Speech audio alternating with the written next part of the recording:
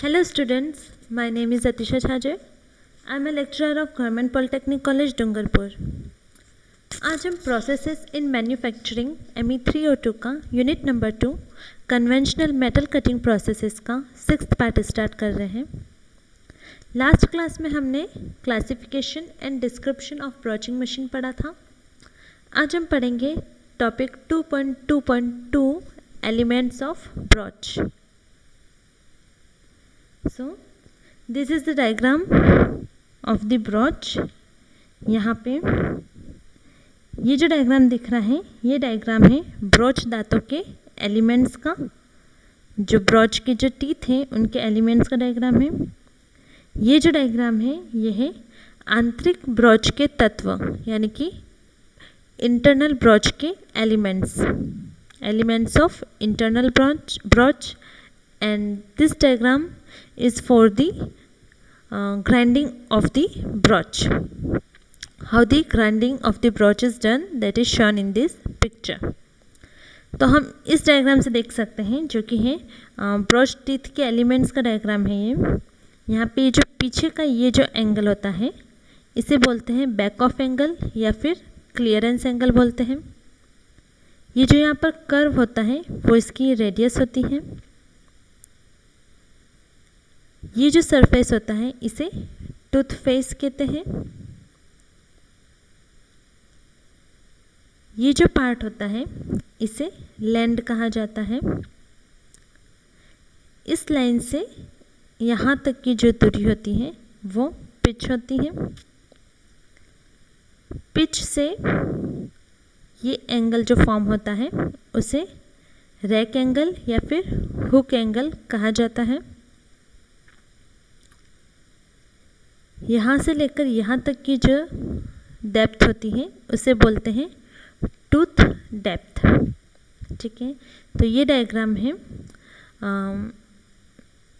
Broach teeth के elements का।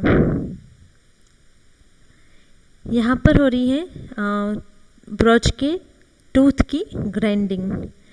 ठीक है, यहाँ पे इसकी शार्पनिंग की जा रही है। शार्पनिंग के लिए एक ग्राइंडिंग व्हील यूज़ किया जाता है। ये ग्राइंडिंग व्हील रोटेट करता है अलोंग दिस सरफेस एंड यहाँ पर इसकी शार्पनिंग हो जाती है। यहाँ पर ग्राइंडिंग व्हील भी रोटेट करता है और ब्रोच भी उसके कॉरस्पॉन्डिंग रोटेट करता है। दोनों के रोटेशन के कारण फ्रिक्शन डेवलप होता है और मेटल रिमूव होता है। तो इस तरह से ब्रोच की शार्पनिंग की जाती है।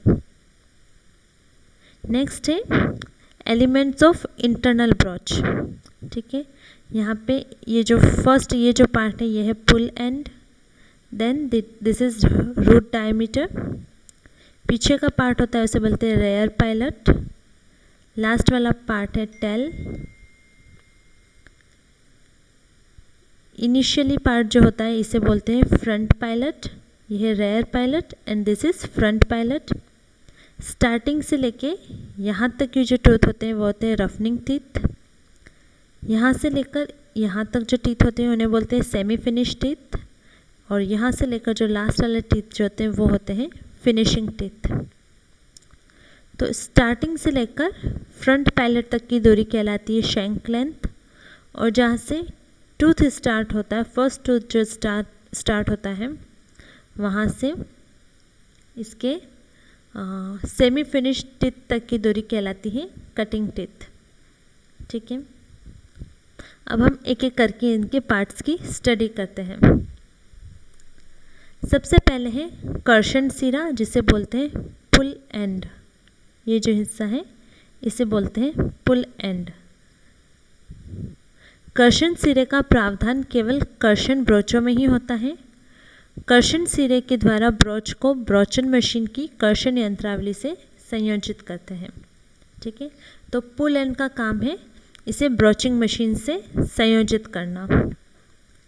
सेकंड है फ्रंट पायलट जिसे बोलते हैं अग्र पायलट। अग्र पायलट ब्रोच को कार्यखंड के छिद्र में संरेखित रखता है। ठीक है, तो ये है फ्रंट पायलट। ठीक है, तो फ्रंट पायलट का क्या काम होता है? फ्रंट पायलट जो ब्रोच है उसको वर्कपीस के जो ड्रिल है उसका जो छिद्र है उसमें उसको अलाइन रखता है, ठीक है, संरेखित रखता है, एक ही रेखा में रखता है। थर्ड है रेयर पायलट, जिसे बोलते हैं पश्च पायलट।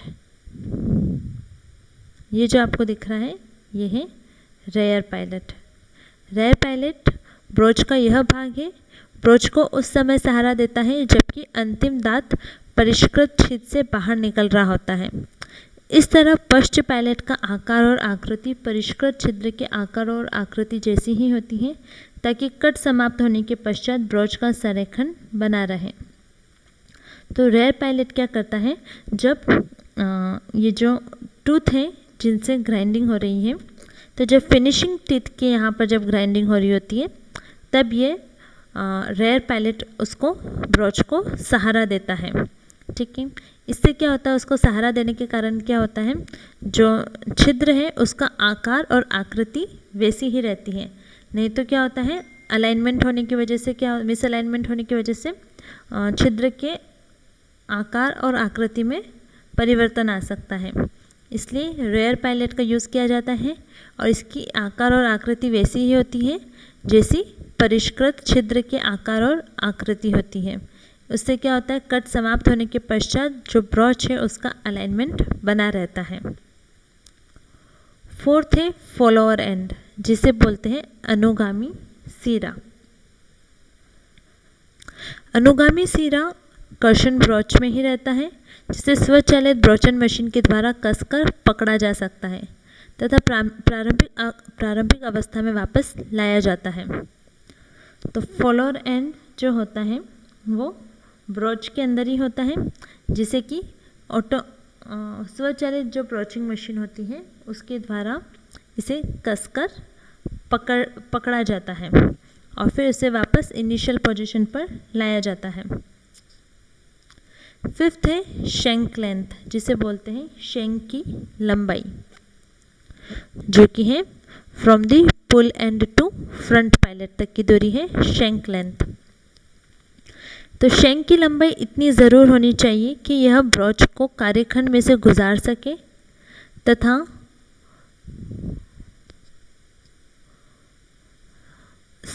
रक्षकारी दांतों के कार्यखंड से संपर्क में आने से पूर्व ही शेंक लंबाई कर्षक के साथ संलग्नित की जा सके, ठीक है।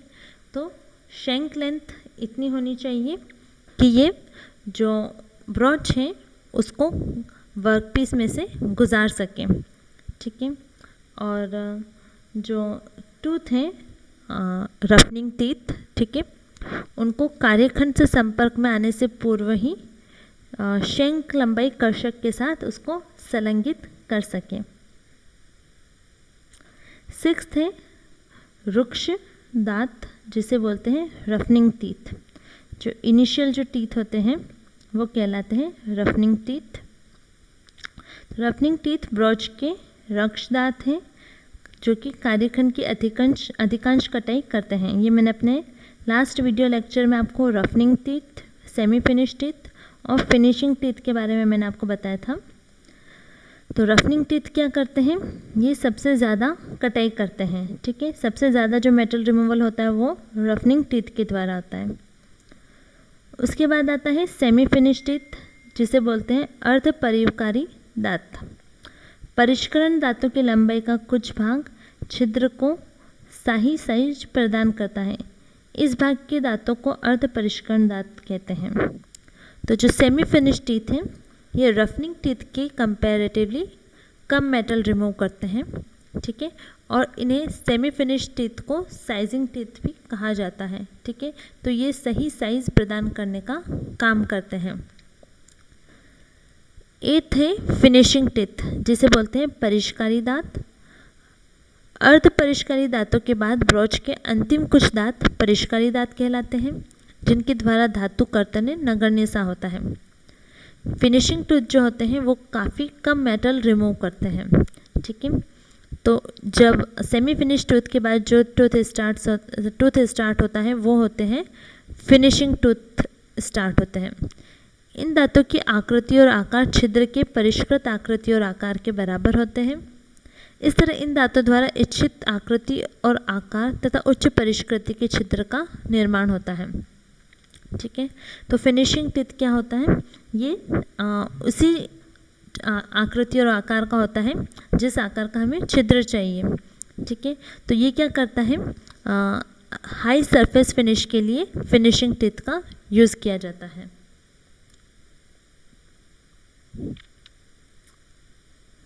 नाइन्थ है लैंड।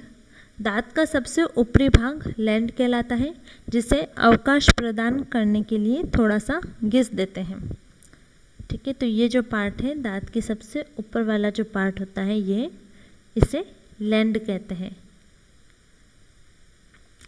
10th है चिप ब्रेकर। इसका कार्य छीलन को तोड़ना तथा धातु पृथक्करण को आसान बनाता है, ठीक है। तो चिप ब्रेकर नाम से समझ में आ रहा है, ये जो चिप्स बनती है, कंटिन्यूस चिप्स जो बनती है, उनको ब्रेक करने का काम करता है। उससे क्या होता है, जो मेटल रिमूवल की जो रेट है वो इंक्रीज हो जाती है। नेक्स्ट है क्लियरेंस एंगल। इस कोण के कारण स्थल का पूर्ण भाग कार्यखंड की सतह पर रगड़ नहीं खाता। इसका मान रक्ष दांतों पर 1.5 से 2 डिग्री तथा परिष्करण दांतों पर 1.5 तक होता है।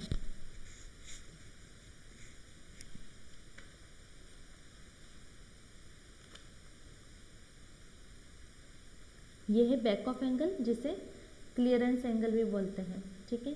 तो क्लियरेंस एंगल किस लिए होता है, उससे क्या होता है, जो वर्कपीस का जो पार्ट है वो सरफेस पर रगड़ नहीं खाए, उस वजह से एक क्लियरेंस एंगल रखा जाता है, ठीक है। ये 1.5 से 2 डिग्री तक ये इंक्लाइन रहता है, ठीक है।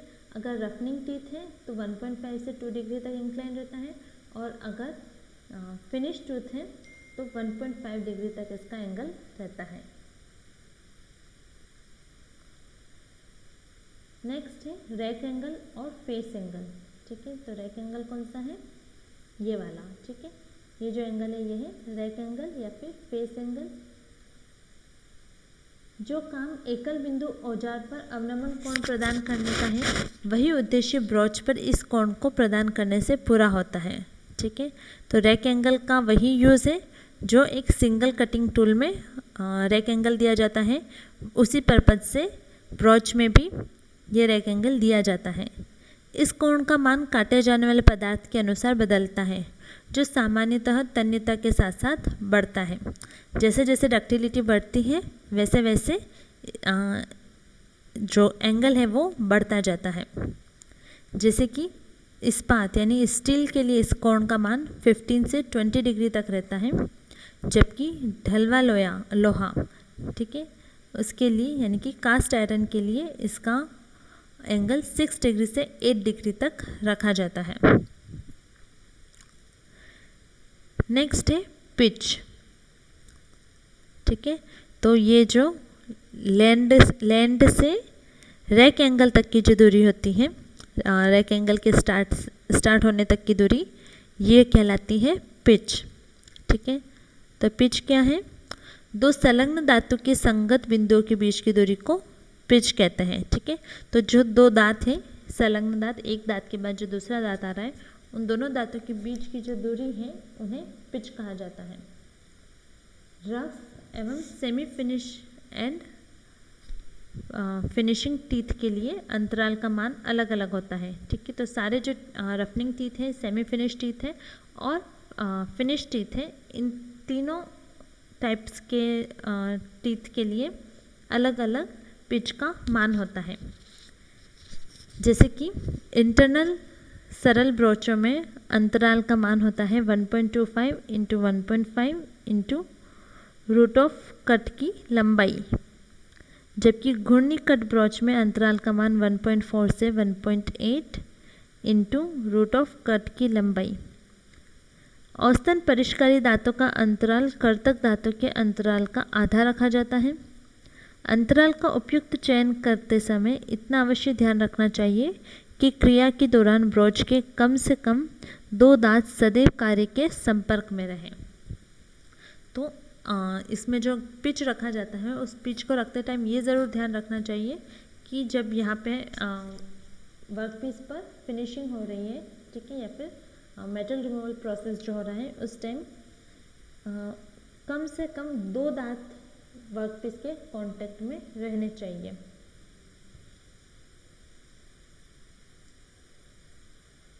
फोर्टीन्थ है टूथ कलेट और चिप स्पेस, जिसे बोलते हैं दांत घ्रसिका अथवा छीलन जगह। ब्रोच के दांतों का अंतराल पर्याप्त बड़ा होना चाहिए ताकि छीलन के एकत्र होने के लिए उचित स्थान प्रदान करने हेतु उपयुक्त आकार की घ्रसिका बनाई जा सके। दांत घ्रसिका में छीलन घुंघराले रूप में बनकर बाहर निकलती रहती है। छीलन को चिपकने से रोकने के लिए घ्रसिका की मूल त्रिज्या का पर्याप्त चिकना होना जरूरी है। ठीक है, तो क्या किया जाता है, जब ब्रोच के टूथ के एक टूथ से दूसरे टूथ के बीच में जब पिच रखा जाता है तो वो इतना इनफ बड़ा होना चाहिए ताकि जो चिप है, जो मेटल रिमूवल के साथ जो चिप निकल रही है वो उस स्पेस पे आकर इकट्ठी हो सके। ठीक है, तो उसके पास अगर जगह होगी तो वो जो चिप है वो वहाँ पर आकर इकट्ठी हो पाएगी। ठीक है, नहीं तो क्या होगा, वो चिप जमा नहीं हो पाएगी और फिर वो जो वर्कपीस है उसी को ही वियर करती जाएगी। ठीक है, तो पिच इतनी बड़ी होनी चाहिए कि वहाँ पर प्रॉपर स्पेस हो ताकि चिप वहाँ पर आकर अपनी जगह ले सके। ठीक है, और फिर वहाँ पर एक कलेट बनाई जाती है। ठीक है, जिसे बोलते हैं टूथ कलेट। ठीक है, टूथ कलेट क्या करती है, जो चिप है, ठीक है, चिप क्या करती है, घुंघराले रूप में यानी कि रोल होकर पूरी इकट्ठी हो जाती है। ठीक है, तो ये क्या करती है, टूथ कलेट में इकट्ठी होकर ये राउंड होके कर्ल रूप में राउंड हो जाती है और फिर वो बाहर निकल जाती है। ठीक है, इसके अलावा जो चिप है वो वर्कपीस से चिपके नहीं, उसके लिए जो कलेट है उसकी जो रेडियस है, ठीक है, उसे चिकना बनाया जाता है। ठीक है, यहाँ पे जो ये रेडियस है, ये कलेट की रेडियस, इसे यहाँ पर थोड़ा चिकना बनाया जाता है ताकि वो यहाँ पर आके इसमें मिक्स नहीं हो। ठीक है, और वर्कपीस को ख़राब ना करें।